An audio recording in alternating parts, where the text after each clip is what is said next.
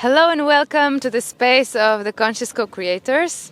We are at Icaros Festival in this beautiful Saturday afternoon, blessed to share a beautiful conversation with fellow inspiring human beings.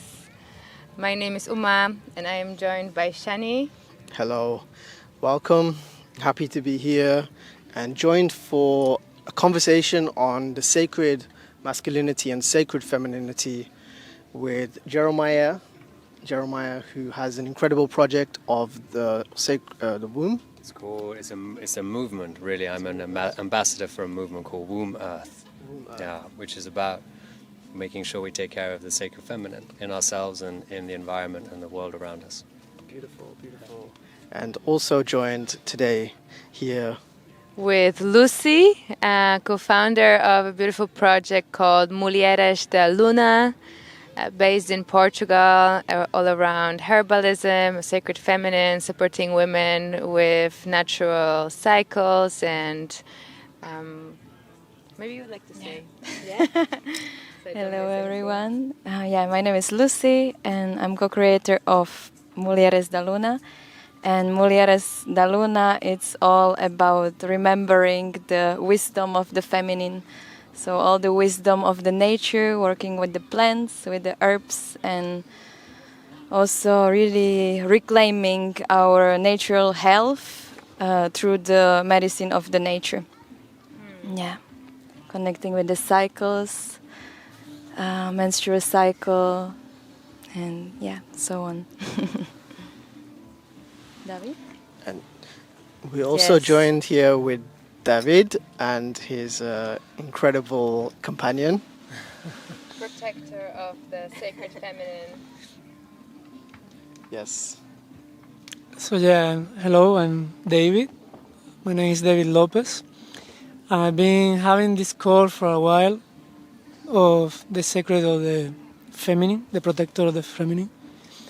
It's about empowering woman to be, it's kind of like the masculine empowerment for woman specifically. So I've been having the call to fight the patriarchal system and to bring the voice of the woman that has been repressed for thousands of years of patriarchal repression. And I really feel that is coming from strong place from my DNA, from my blood. And now I'm trying to transmute this hate into knowledge and wisdom. So thank you for having me here.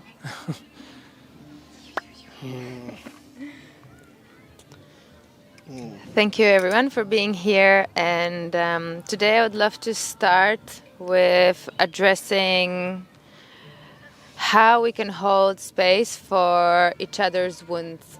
So both as men and women, just for the background story, both men and women, we have our feminine and masculine sides.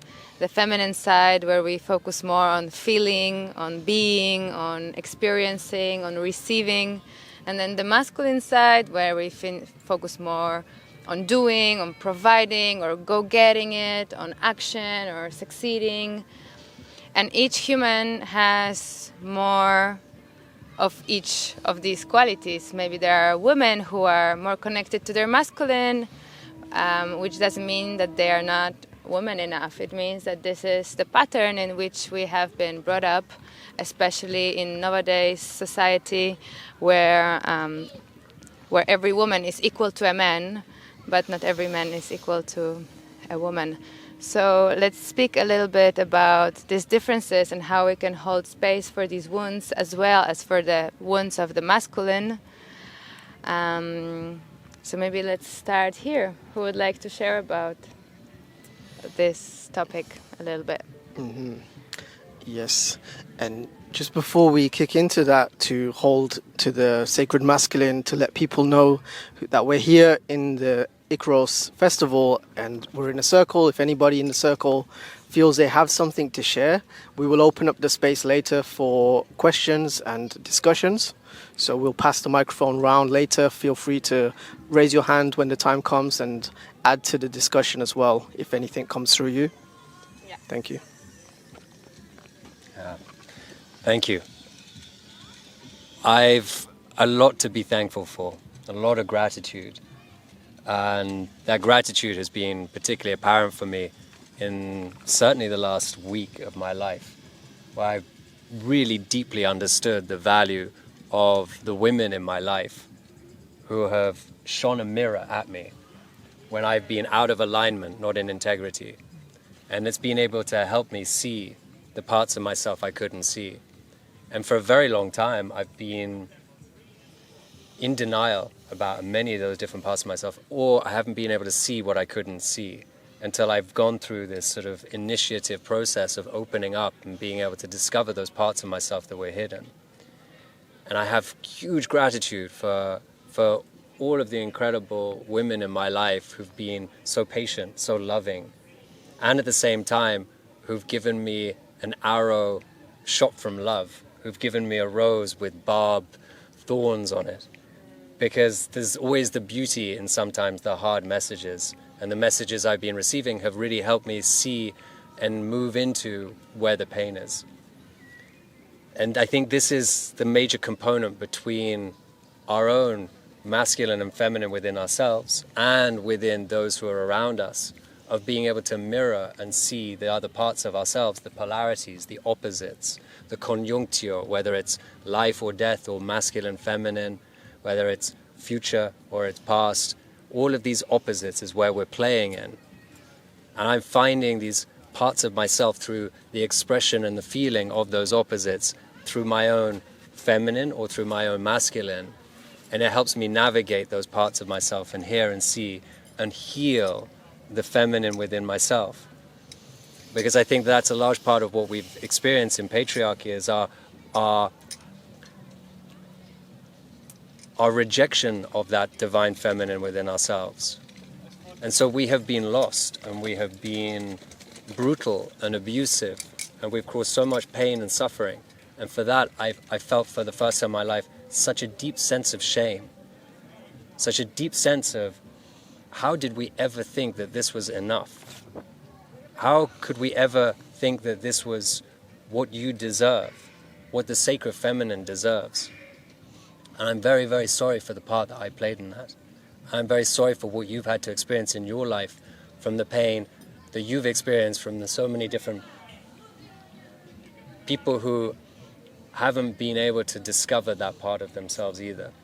And so thank you for showing up and for being patient and for taking the time and holding us when we're vulnerable, but most of the time telling us to get the fuck back up and go do something about it.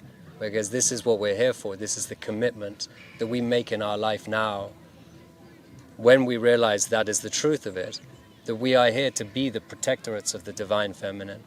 We're here to be the supporters, the strength, for ourselves and for each other, for the women in our lives, for our mothers, our daughters, our sisters, all of it, for Mother Nature, right? We have to be there in honor of it.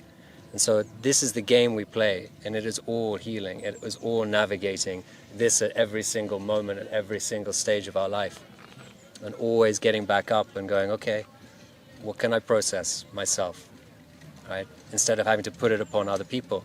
And that isn't easy to begin with, but I'm getting there with the help of these incredible women in my life. And so, yeah, full circle, I have huge gratitude for them. Wow, thank you for the honest sharing and taking full ownership of where you're at. I feel so much resonance in what you shared, especially about how we have lost touch with nature and the divine feminine is sort of not respected in general, and we've kind of grown up in a system where it's sort of pushed to the side. And as we step into more spaces like this where we can step into our intuition and step into flow, it's helping us to see the wisdom that's there. So, yeah, appreciate you with the sharing there. Thank you. Do we have anything else to add with the topic of divine feminine? Yeah, I can share what Jeremiah was sharing.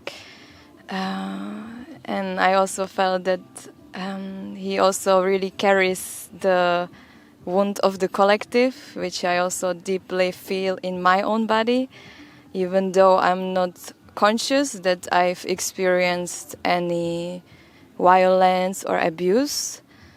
I had just recently really profound experience during massage, and suddenly like so much anger and pain and violence and abuse, and I just felt all of it within my body, so much abuse, so much violence, and I was like, wow, where did this come from? And yes, it's really, really deeply rooted within all of us, within the feminine. And yeah, mentioning the hand for the witches, burning the powerful women, midwives, the women who had the knowledge of the earth, of the plants. All these women being hunted and killed because of their power. And I have a goosebumps, I deeply feel this wound of being abused, being silenced, because this knowledge was not allowed to be shared also. Yeah, so I think as we all women really carry deeply within us this pain, this violence, abuse, I think really it's about to slowly starting to trust again the masculine and not seeing them as a threat, as with the fear, and really slowly trusting, start to open up, and okay, I trust. Yeah. Yeah, I'm still in the process. Yeah, I feel I still have a lot work also within this to really open up and trust. I'm aware of it. Yeah, thank you. I feel you very deeply, and I think it's a matter of not only a female consciousness, not female in the woman body, but the female in both woman and male bodies that are suffering from the suppression of emotions, of feelings, of being true to the instincts, of experiencing the life as human beings, not human doings, and being able to stay true to our intuition and to our heart. And this collective suffering is so present today. So I'm going to direct the question to you, David.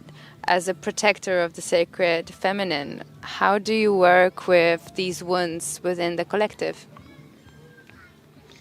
You mean like when I meet a woman, if you can specify, like...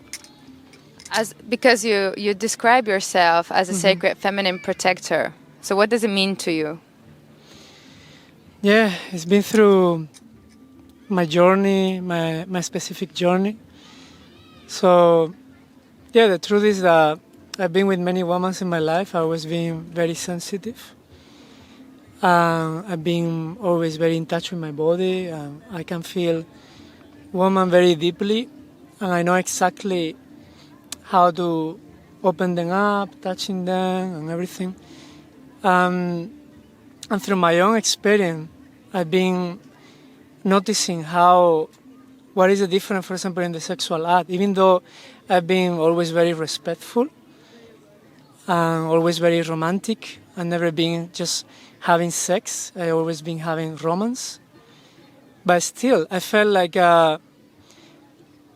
my dick can give, but also can take. And when I knew how to touch her and how everything works, it's just like I knew that if I do this, this, and this, and that, I open her up emotionally, physically, in every levels, and then I was having sex with her. And I noticed that was kind of like an abuse in a way, you know. And I've been going through all this understanding through the celibacy. I've been now 1 year and 8 months in celibacy, and that's where I started to feel how is divine sexuality and how to do it well. And I realized that it's actually quite simple. It's very... I just shift from, instead of trying to, when I see a woman, instead to see her and be with the predator, like, oh, I want to fuck you everywhere, I want to do everything with you. It's like, it's hold my energy and say, how I can serve you? What is the thing you really need right now from me? And it can be just hugging and just hold it, or it can be just a massage. And just in that moment I shift my energy, I'm into service, I'm into giving. And that's what has been shifting in me a lot. There is understanding that it's the woman has divine timing, that when there is like when I touch her, it doesn't open up in one day. It takes a lot of time. And before, I didn't have the sensitivity, even though I was sensitive, but I didn't have the sensitivity to feel exactly when it was the right timing. And I was rushing too much. And now I realize that it's like it's not the divine timing is not my decision, it's not her decision.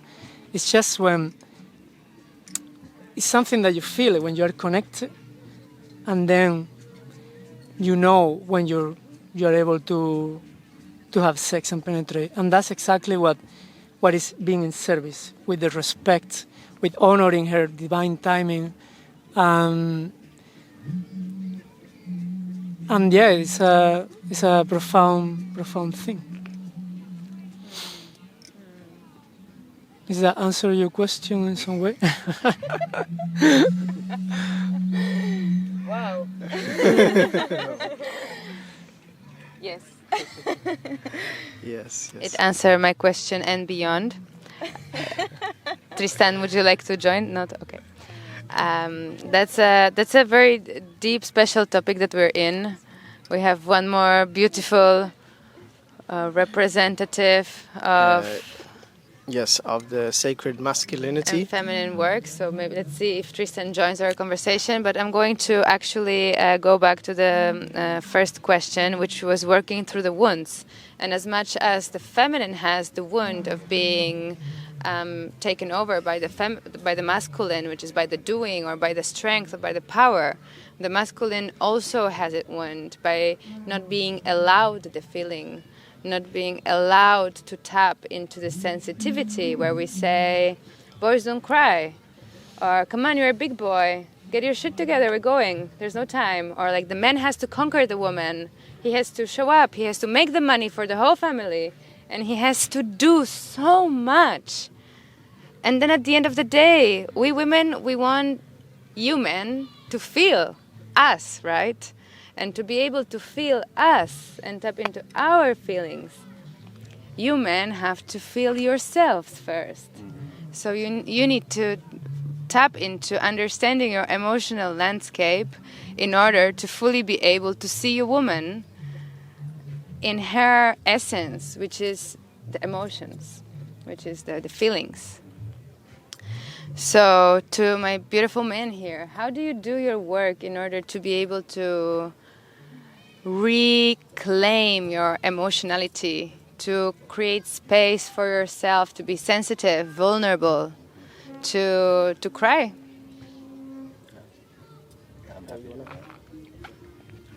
So you mentioned the word sensitivity, and I think sensitivity is a superpower.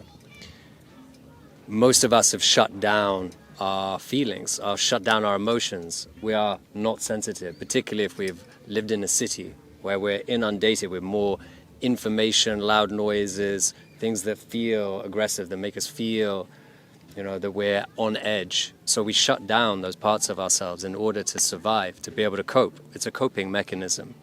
So we have our normal level, but we numb ourselves a little bit to be able to survive, and numb ourselves more, and numb ourselves, and numb ourselves. And then this becomes the new level. And this is what we've become. And we're so switched off as men. Myself, I was completely disconnected from my emotions and my feelings for most of my life as a disassociative protective mechanism for what I went through in my childhood. And now, having worked through it, it's all about embodiment. It's all coming back to the body. It's all, how do I feel more? How do I open more? How do I give myself permission? And how do I come into an environment with an open heart? And we hear people talk about open hearts, but I didn't have a clue how to do that 10, 15 years ago. Somebody would say it to me, but that doesn't make sense. But it's the felt experience of it that gives us a sense of trust. So it's just that one little moment where there's a little crack and we feel it for the first time. We were like, oh, that's what it feels like, where the clouds part and you can see the sun for the first time. And then a little bit more, that crack gets bigger, and a little bit more, until eventually we're like, I can feel my heart. I can feel what that means. And a little bit more, we can come into those sensitivities. That is always the path. It's always through the body. We need to come back to the body and experience it, that. And then we find all of our traumas, and we find all our shit, and we find all our baggage, and it's all there waiting for us to say hello and to bring those parts of ourselves out of exile, to welcome back that divine feminine that we rejected, ancestrally a very long time ago, and to welcome her back and welcome back all of those beautiful parts of ourselves and find our essence.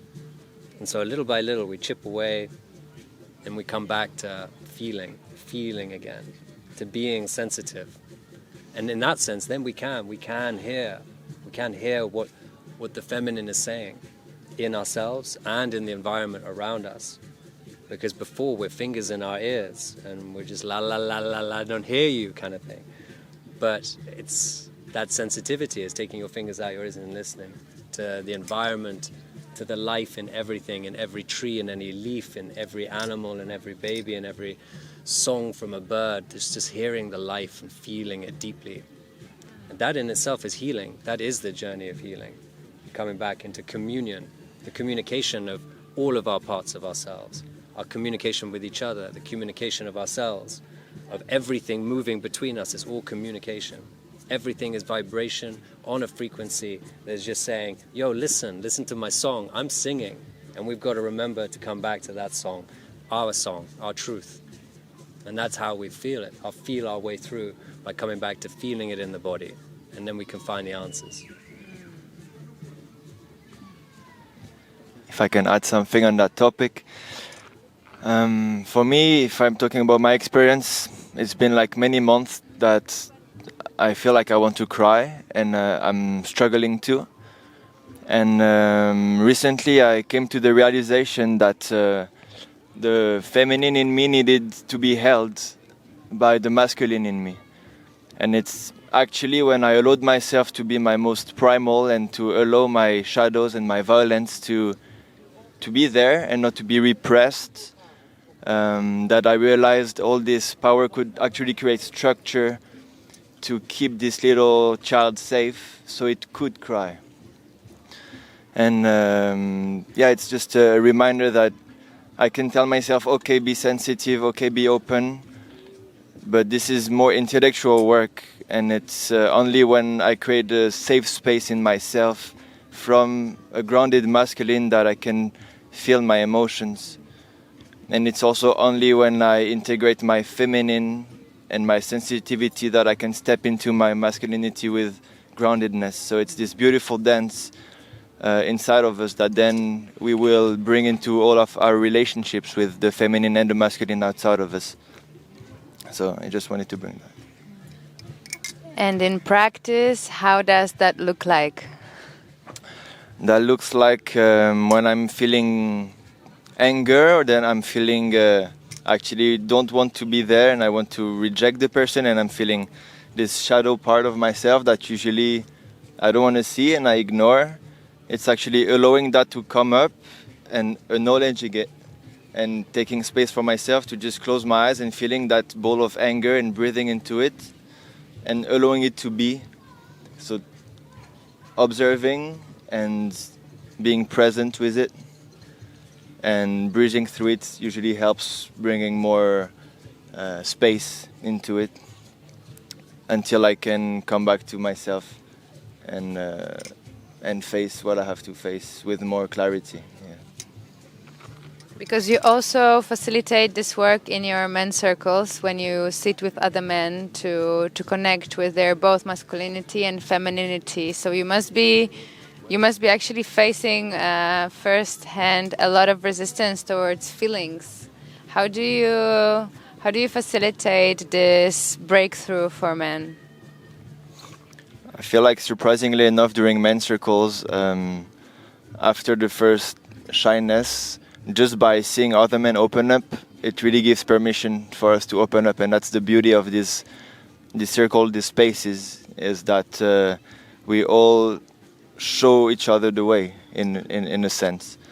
And during the men's circles, I think having this very secure and safe space is creating the necessary frame for the feminine to come up and be more safe, and feeling comfortable hugging each other, touching each other, when for a lot of men it's not super easy to let that happen.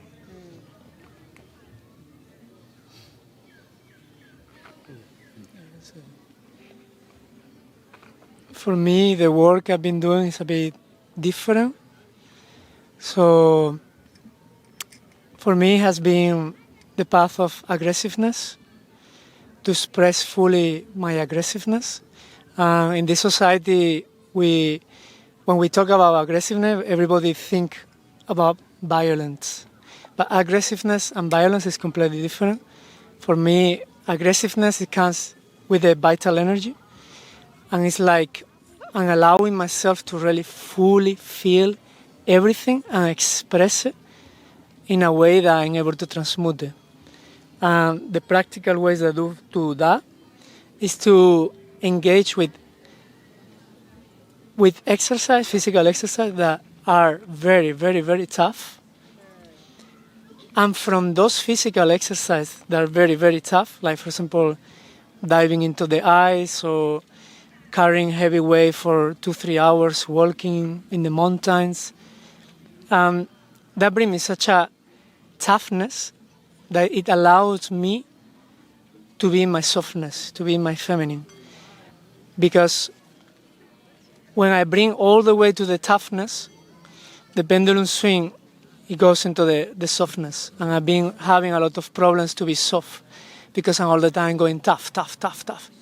But I realized that to go into the toughness was very, very important because it brings this structure, this discipline. And from there, everything came. The celibacy, because I was going to the toughness, so I wanted to challenge myself in every levels, like mentally, physically, emotionally, sexually. So all the challenges were just fully going full in. And that was creating the structure and the discipline to allow myself to be in my softness, to be in my feminine. Because that's what I feel like. I feel like in nature, a lion is not all the time hunting. The lion hunts when he's hungry, but then he rests and he's playful. So I feel like nature is feminine based. Nature is feminine, it's playfulness, it's relaxing, it's chilling. And when we need to do something, when we need to take action, we need to hunt or we need to fight, boom, the masculinity comes. But then rest.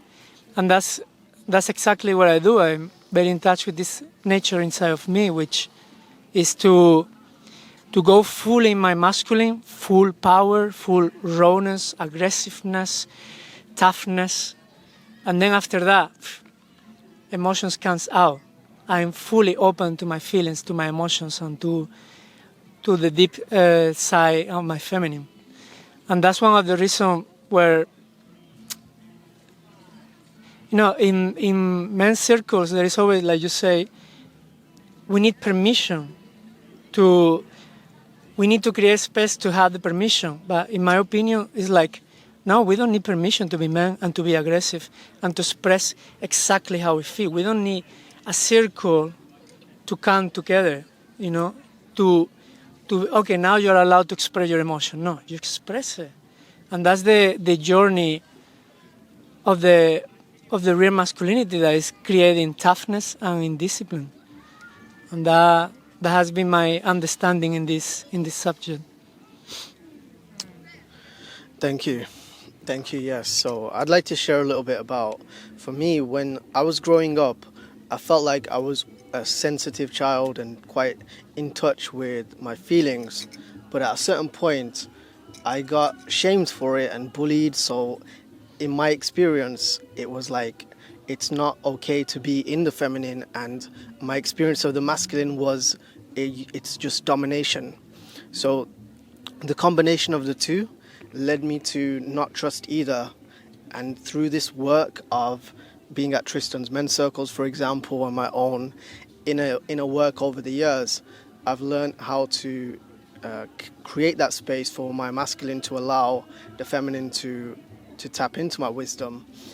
And it's only through inner work and really deeply looking at myself that I was able to overcome these challenges myself. And I see a lot of men that I've met who are kind of lost on this path as well, who've had this similar experiences, who maybe because of the domination, they feel like the only way to get something done is to dominate or to be aggressive.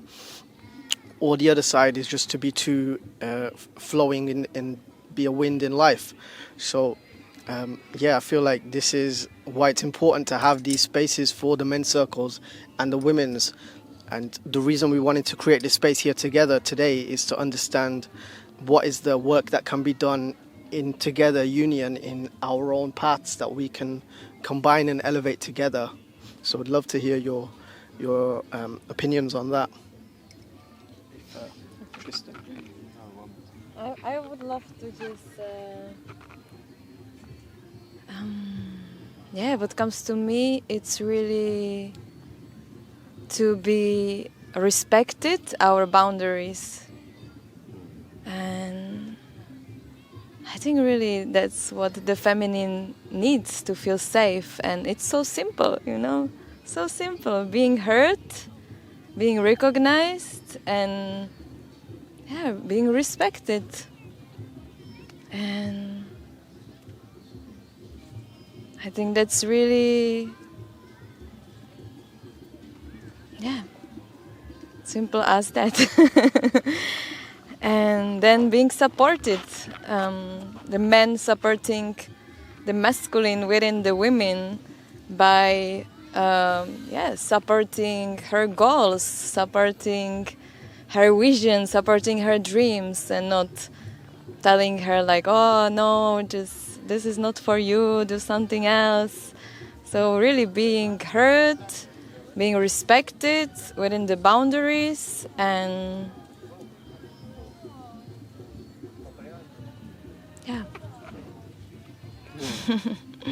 Thank you. Yeah. If Tristan would like to share a little bit on. I was just feeling like what you express is super valid, and I think the men that are struggling with that, creating this support, are mostly men who struggle to support the feminine in themselves and probably repress the feminine in themselves, and that they use this controlling of the outside environment and of the relationship around them to not trigger their own insecurity about themselves and maybe their lack of purpose and stuff like that. So I was feeling compassion for those men as well as pity for the victim they create. Yeah. I resonate with that deeply, and I feel the feminine, both in the female and the masculine body, in the woman and the man body, the female energy needs space, needs a firm space. The feminine is the circle and the masculine is the square. So the masculine within us, the structure, the consciousness, the awareness, the plan, the goals, they allow us to feel safe so we can rest into our feminine, into our feelings, into our emotionality, into our essence, into our, Shakti, into our goddess energy. And in the men, there is also the goddess energy, but you just name it different way. So what you said about that we need respect, I feel we also need this space and time, both men and women. We need space and time to feel. We need to have a time where we don't have a plan. We need to have holidays from plans, and then we go for the holidays with our families and with our kids and with our all family, and then there's a plan for the whole holidays, and you finish your vacation and you've never stopped for a moment to actually acknowledge that you've been to this vacation and that you actually have a family to appreciate. And the feminine is the restful, joyful presence. So I'm curious to know within yourself, how do you cultivate this presence, and how do you manage to create space within yourself for experiencing these emotions? Because I know it's very difficult to even start in this simple action of okay, so now I stop and allow myself to think.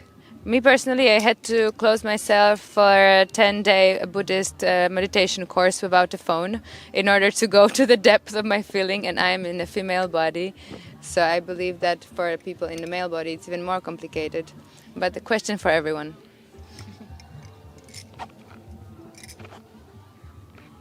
Yeah, so how do we feel more? How do you allow yourself to feel? How do you allow yourself to feel?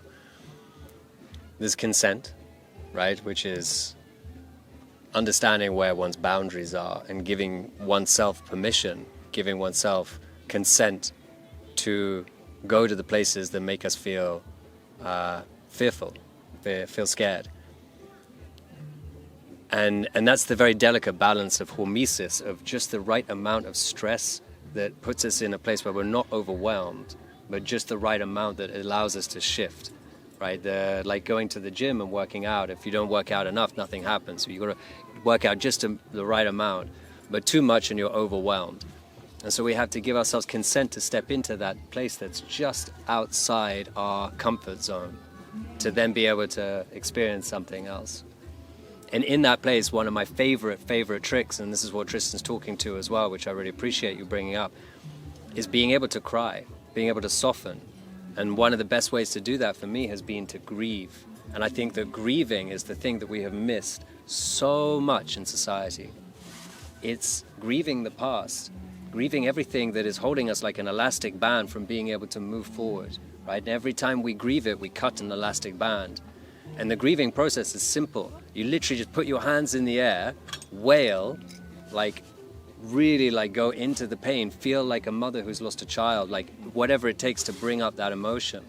Let it come up and just let it flow out with all of that pain and the anguish and the anger and the fear, and just let it out, because that grieving can cut all of those rubber bands. We don't even need to know what we're grieving about.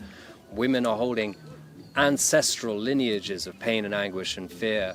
That can be grieved, and it has to be witnessed. We have to do this together as well as doing it alone.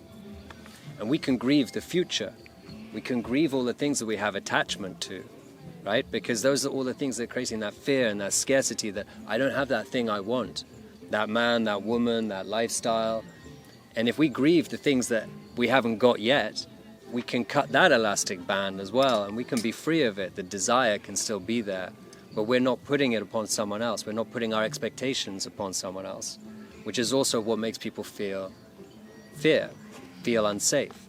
I've noticed now in my journey, I have been putting my expectations on the women I was with, which then made them feel something that was coming from fear in me, which makes them feel unsafe. So the more I can detach, the more I can let go of all of my desires, my neediness, all the things that you were talking about, David, as well, around how I can be in my softness and my strength, my ferocity, right? If I can be comfortable with that and let go and detach from everything, I can just be present in the moment, and therefore I'm not a threat, because we are threats all the time. I might not be looking in your eyes, but I might be thinking about your boobs. You're straight away going to be like, I haven't given you consent to do that. You're going to feel like you're going to feel unsafe.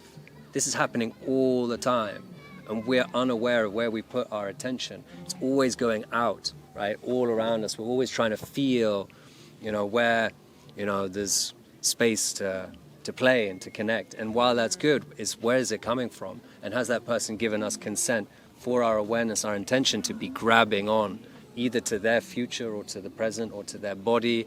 And so this entitlement that we hold as men is a very, very dark part of what needs to be let go of, and that is the colonial mindset that people talk about. We don't really understand what it means until it's put into that context.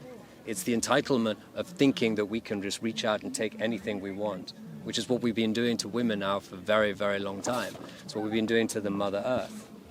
That is colonial, right? And so I'm deconstructing that, and I'm trying to understand where I've been playing a part, a role in that. And now we're all here to hold each other accountable for seeing those bits. But again, with compassion, because that's been a part of my journey too, to forgive myself so that I can feel more, so I can be forgiven. And it's knowing that I couldn't see what I couldn't see. And I did what I could with what I had. And we're all in this opening and closing, the breath and the cycles of life. 2 steps forward, 1 step back. It's spirals, it's circles, it's spheres, it's squares. And everybody is on a different path. And all rivers are leading to the ocean, ultimately. So we have to be kind to ourselves and forgive ourselves, because it isn't easy, and we can't see what we can't see. So it's everything, unfortunately. But the fun is in the journey, in the exploration, in the curiosity of where's that edge? Where's that part of myself I haven't seen? What's somebody showing me now, and I'm taking it and I'm being triggered and it's pissing me off. But it's like, no, that's a gift. I'm literally right now being given a gift to see a part of myself that I'm not looking at, I'm not paying any attention to. I'm hiding from it because behind it is a pain, a fear, something that's making me go, fuck that, don't want to go there, because it's related to something I've suffered as a small child. And every time we just lift that, every time we realize that what somebody's giving us is an opportunity just to lift that and say, oh, wait, hang on. That thing that I thought was terrifying, that I created all these patterns about, that was when I was a 4-year-old child and the context was different. And now I'm an adult and I can take care of myself. That doesn't matter. All of a sudden you can resolve it and it's gone. But we have to lift that thing first and go, carefully, because it's terrifying. We spent our whole lives never looking under there because it scared us so much when we were a child. And obviously we've done everything we can to avoid it. All these lies that we make up in our heads all the time, the bullshit we tell ourselves. I am full of a lot of bullshit. And that's what I've discovered. So it's not always to trust my mind, it's to also trust my heart, to trust my gut. And that I only get from starting to becoming more sensitive. So again, it's back to the body. Another circle, another loop, another cycle. Yeah. And that's trusting the divine feminine within me and trusting the divine feminine in my life and the women around me who understand the cycles, who understand the laws of nature in ways that we men need to listen to and learn and remember, because we have exiled that part of ourselves so strong. And it's hard to connect to it again. Yeah. I'm feeling called to share 2 practical tips to answer your questions. How to create space to feel. For me, going into a tree kind of puts me in a different world where I don't think anymore about all the things I think I have to do, and allows me to land and to have space for my emotions. And somehow hugging the tree also creates this feeling of, safety, that I think I need to feel my emotions. And the other thing, really related to what you expressed about how easily it can be that we fall into the trap of extractiveness is reminding myself before entering a room or a space when I'm not feeling super centered, or there might be a woman that I'm interested in this room, or a person that I want to seduce, even if it's a man, for ideas. Reminding myself, taking 5 minutes, saying, I am a complete man, ready to serve. And coming back to that allows me to enter from a place of enoughness and not a place of extractiveness from everybody around me. So I feel the number one that you referred to, which is to tap into feeling through connecting with a tree. It speaks to two different processes. One of them is connecting to the energy of the Mother Earth, the one that gives to us unconditionally, constantly provides for us and nurtures us. And second of all, like I feel for people, it could be just feeling something. It doesn't have to be a tree, but maybe you have like your favorite fabric or your favorite pen at work or your, I don't know, little favorite talisman that you can just tune into feeling. Like both of these things combined, they feel really powerful. Can I add on something? I think what Tristan was sharing, connecting with the tree, and then you were sharing connecting with the object or any pen. I think it's really a lot of sense in connecting really with the earth, with nature, because our body is made of all the elements of the nature. So connecting really with the body of earth, our own body, that's how we can tap into the body. So this is, I think, for me, it's also the best way how can I connect with my body, with my feelings. It's really surrender myself completely into the earth, you know, let go of my body completely, surrender it to the earth, and then it's the moment like when things starts to flow, when I really deeply connect with what is there. So I really resonate with it. And remove as much layers as you can. So even if you can take off the clothes and just lay down naked into the earth or go swim into the lake, I think this is really the best alignment what we can do to our body. Yeah, just wanted to add this. You can say something. Yeah, I want to say more like for me, as I'm very connected with my body, and I really feel like the way I've been connecting a lot with my emotions, with my sacred rage, that's how I call it. When I connect with my sacred rage, I'm able to express all my feelings, and that something has to be with the hips, So I feel like the energy is not passing well because we've been conditioned to sit so long in the school and here and there. So the energy is very carried from here to the lowers. So we don't really feel connected to the lower parts of our bodies. And by engaging with our hips, with stretching, with strengthening the hips movement and stretching them, I found a lot of where my intuition is, where I can feel my intuition, I can feel my feelings, my emotions. Everything comes through my hips all the way up. And that's how I've been able to come out with this sensitivity and this intuition from working with the hips. Because I feel like we are somehow castrated in a way. And I mean, because our energy is all the time here when we are in the computer. That's why many women and men have a lot of tension in the neck, because all the energy gets stuck here. And in order to allow the energy to flow, is through embodiment practice, which improve the hip area, so it can sustain the body upright. And then energy, feelings, emotions, creativity, everything flows from there. So yeah, thank you.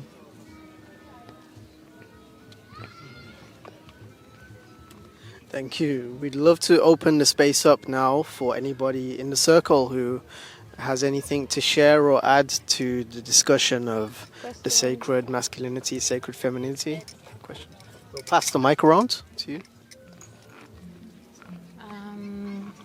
Yeah, it's very beautiful what you have been sharing, and more and more I see also with the work with Lucie that I'm meeting a women where there is that lack of creating, nurturing, and being a woman, and what does it really mean to be a woman.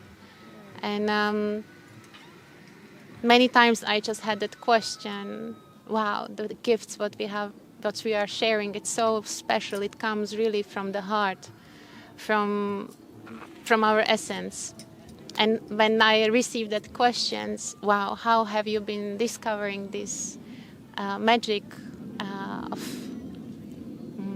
of your gift?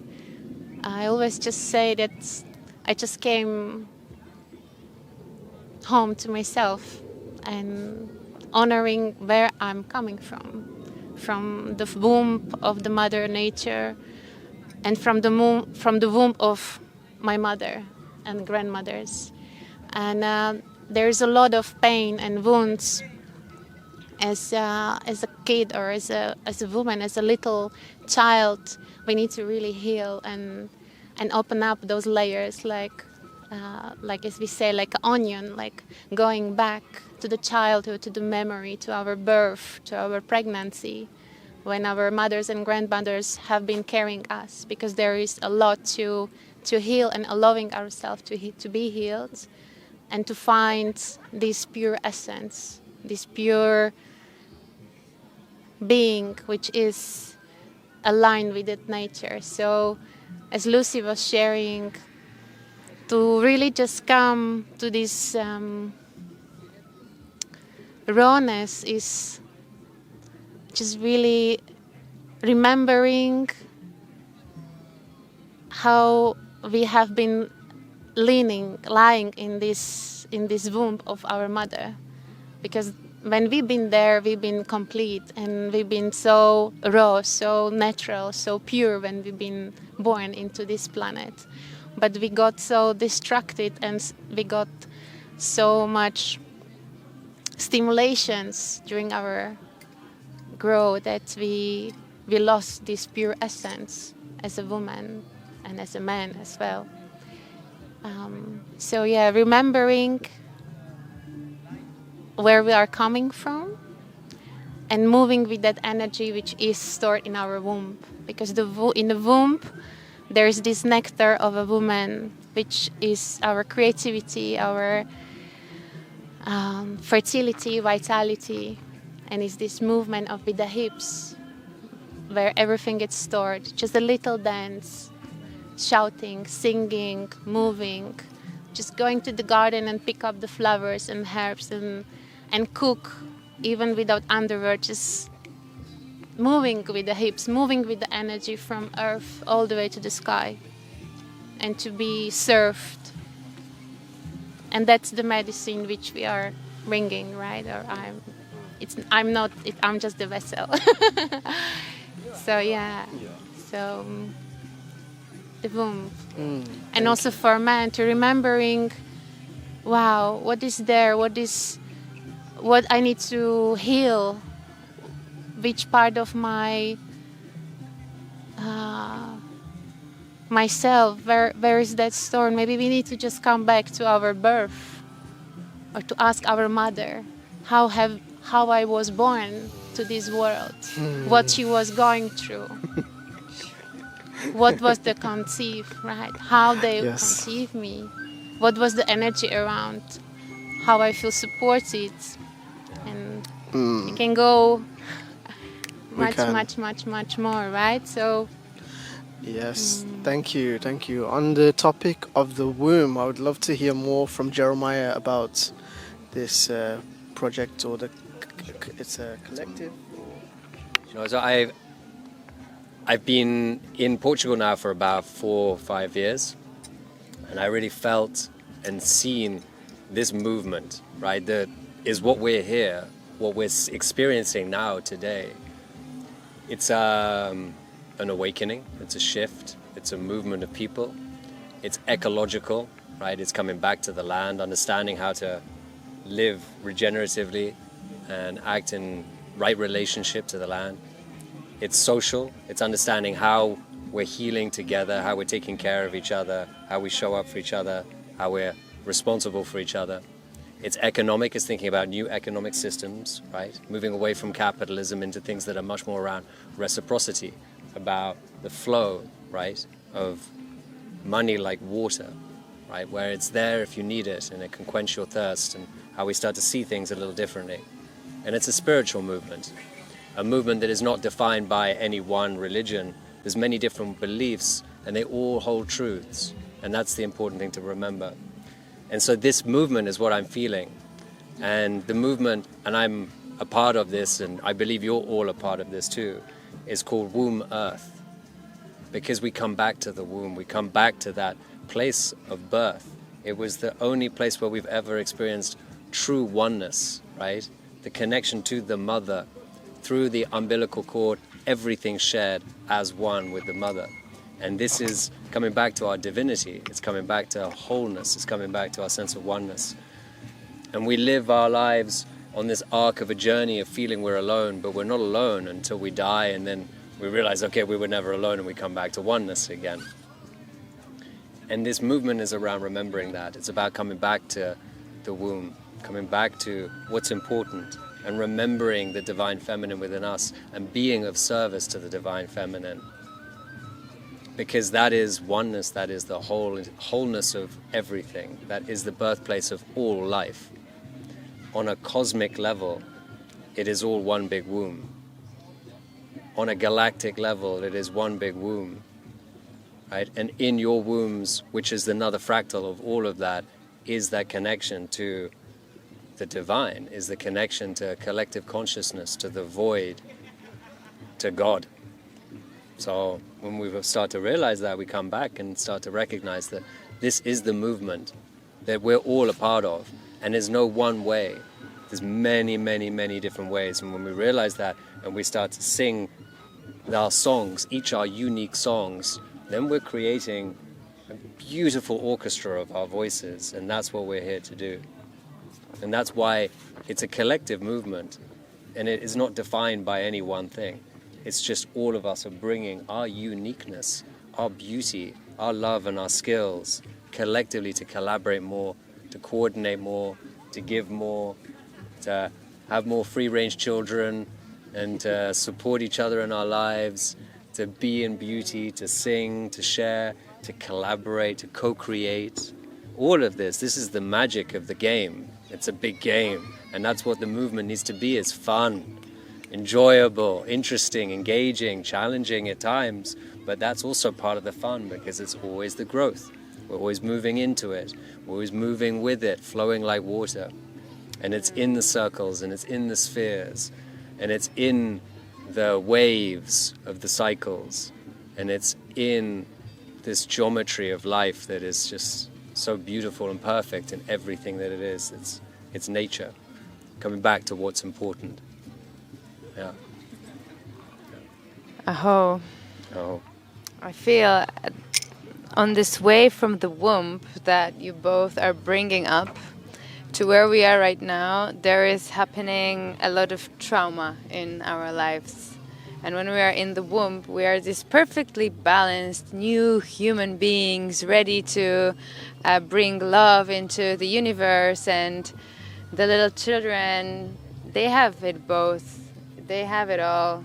We have it all when we get born. But because of the programming, because of the society, because of the patterns of our parents, and because the way we suppress our emotions, men suppress and women, we suppress our feminine, we suppress our divine essence.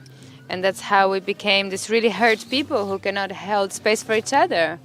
And there's a disbalance in relationships, and there is this balance in couples where men and women are not embracing fully their full spectrum of their being, having balanced both the feminine and the masculine within. So the women being able to be restful and nurturing, but also having the the role of the holder, you know, and the man being like the provider and the hunter, but also being able to be held and be vulnerable and be seen in his true essence. And there are so many different modalities other than what you shared that we can do to actually rebirth. One of which is rebirthing breathwork, which is one of the practices that has really changed my life completely. And I see people in ceremonies that we hold together with my partner, where men are and women are breaking their hearts, cracking hearts open with emotions, and re-establishing this balance within themselves, reclaiming this emotionality. And I see men who come to us and they say, I haven't cried for years. I was not able to cry for so many years. And thanks to our own breath, which is something that we have inside of us, that we've been born with, that we carry as this was the first thing we do when we are born. We take a breath. And then we get a slap from a doctor from a Western hospital, which is the first trauma of our life. Second after the birth. Yeah. So rebirthing breathwork and so many other modalities that allow us sacred sexuality, tantra, temazcal, authentic connecting, voice activation, ecstatic dances, yoga practices, so many that are now available for us, which come from the ancient wisdom of different beautiful cultures that managed to somehow nurture and preserve this true essence of their ancestry. Oh, wow, I'm flying. So yeah, let's heal this and become more and more balanced as we come to the union within and without. Welcome, Heitor. Thank you. Poema, welcome to Circle. Thank you. Yeah, I would just like to add to this beautiful sharing and weaving so far. It's a blessing to listen to you all. I feel like we're going through a big revival. All of these ideas are becoming more available to our awareness. And also I feel like there's a big remembrance that we are all deeply sharing an experience of this life, and we're not alone. This feeling of the individual, this myth of the individual, the atomic self that's separate from everything, this division between the separation story between human and nature, between men and women, somehow making things different, like sacred and profane, somehow making a division between these things, and actually remembering that we cannot really lose anything, this feeling of, oh, we've lost this ancient knowledge, we've lost so much, but the true things we cannot lose. We can forget them, and we're remembering.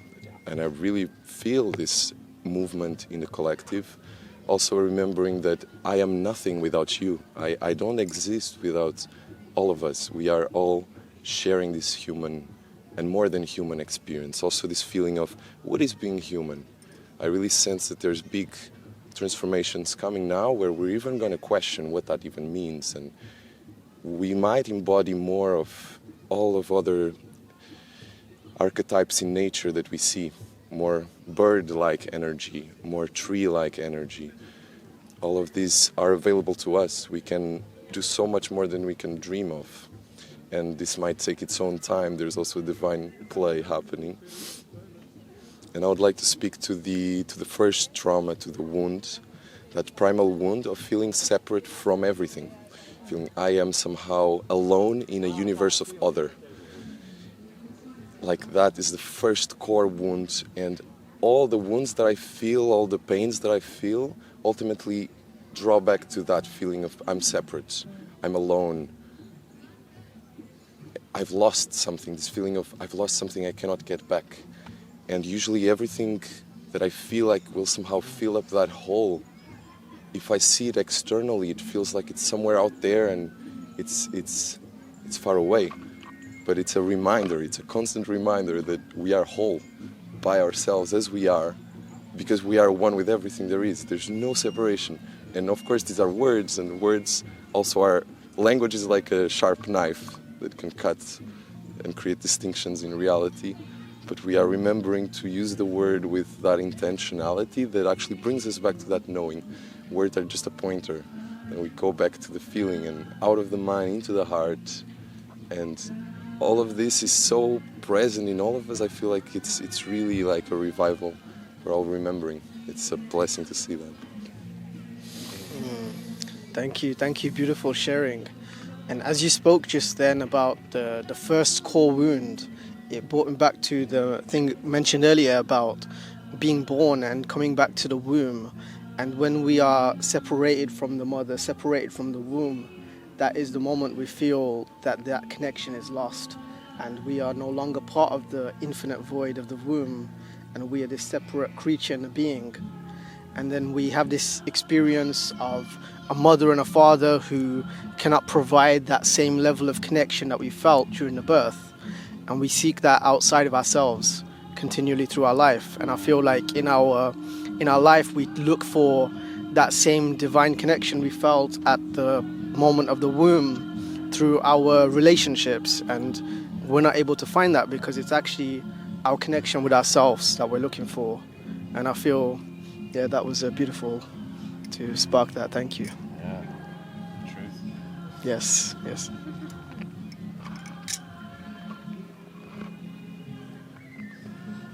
Yeah, I'm just reflecting on your beautiful shares and the topic that's come up about belonging, and it's evoking in me the sensation of like returning to a mycelium network of interconnection and balancing that with also existing within like a dualistic realm. So a realm where we do live in different bodies, and living in the body of a woman, experiencing having a cycle, a moon cycle where the ego is building itself up all the way from menstruation up to ovulation. The ego is building, and then falling. So the ego dies every roughly 28 days for a woman. The ego dies, and she returns to that space of total stillness of bleeding and menstruation, which is the darkness, the femininity that holds all life to come into existence. That's what birthed us all into the planet.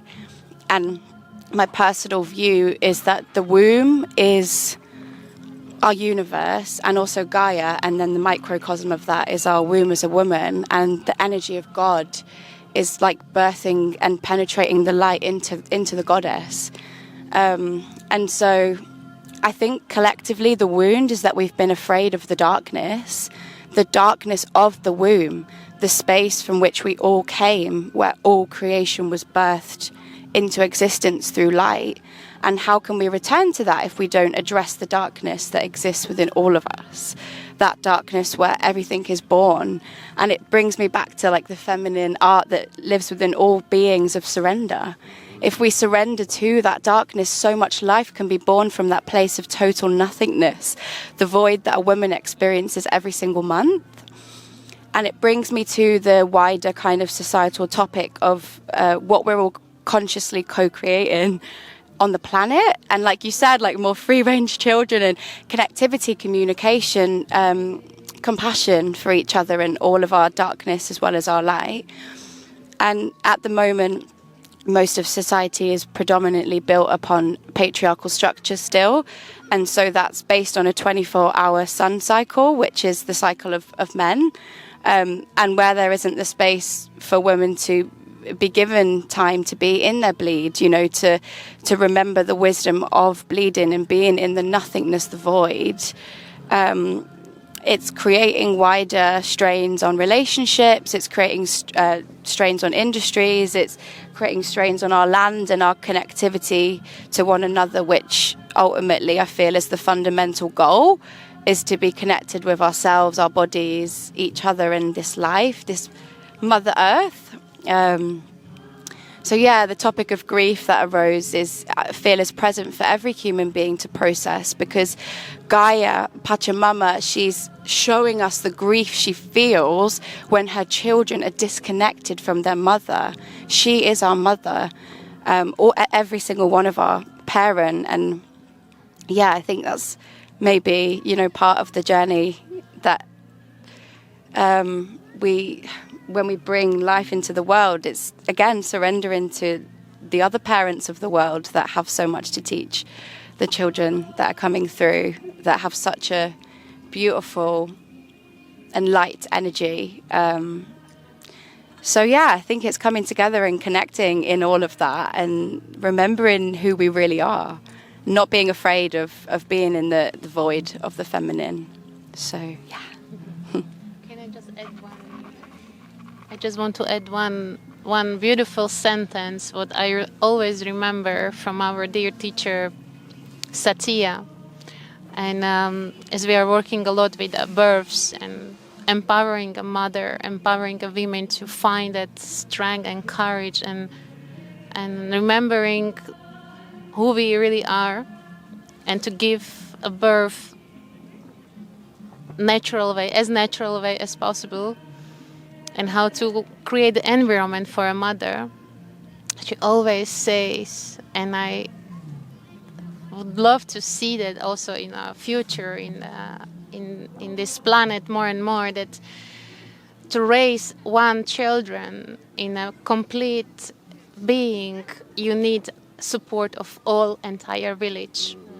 One child you need for all entire village to support a mother, to support a family, to support a father, to support of grandmothers and sisters, brothers, just nourishing this sacred container when the birth is coming, to really be held by community and co-creating and really coming to this real sisterhood and brotherhood and motherhood and celebrating this new being. So birthing a child in a conscious way is our future, and I believe our future that is possible, and we are creating this village here, so I'm very grateful for that. I have a hope.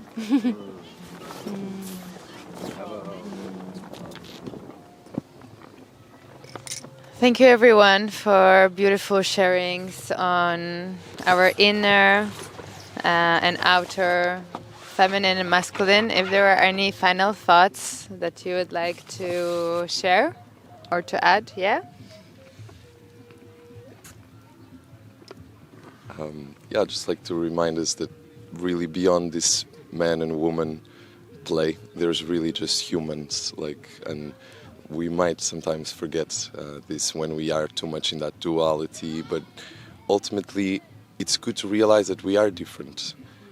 And in that there is so much beauty. There's so much beauty in diversity. That's where the real beauty and rawness can come through, and yet seeing beyond it, not getting lost in our roles, but still playing them with joy, enjoying this play. Yeah, we're moving to this fifth dimension of our consciousness. So from dual to non-dual, from doing to being, from jealousy, possessiveness to love and generosity. So the fact that all these practices are re-emerging, all this ancient wisdom is coming to the West, to Europe, to enlighten our ignorance and to bring us this joy and love into our hearts. It's happening now because the time is now. And when we say the future is the feminine, it doesn't mean that now women are going to take over in a patriarchal way and the men are going to be submissive to women, because the feminine doesn't work this way.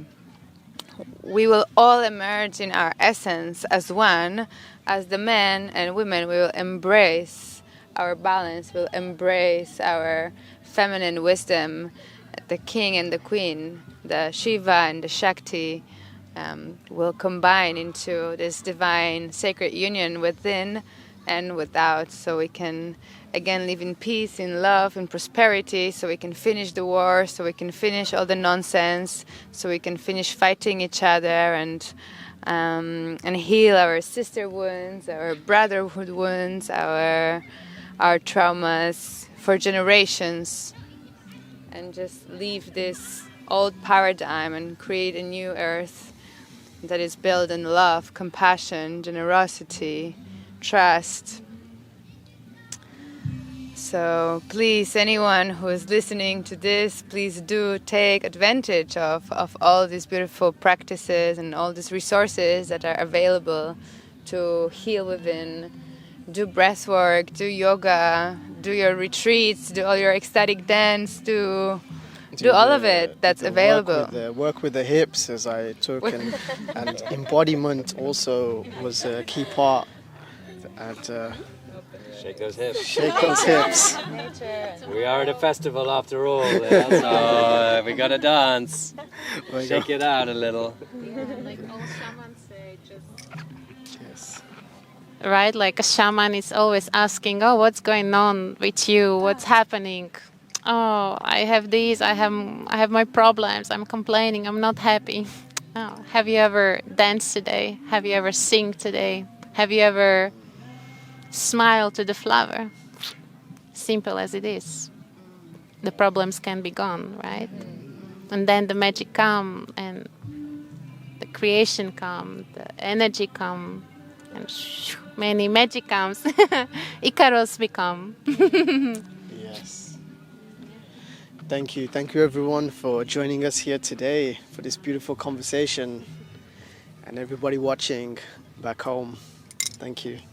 Thank you. We will share also the links to each of our beautiful guests of the day in the description of this video. So if you feel a pull to reach out to any of the beautiful beings who've been present here, you can do so, as well as to us. And yes. Yeah, We'll that's see it. You. See you Thank next you, time. everyone. Thank you. Aho. Thank you. Aho.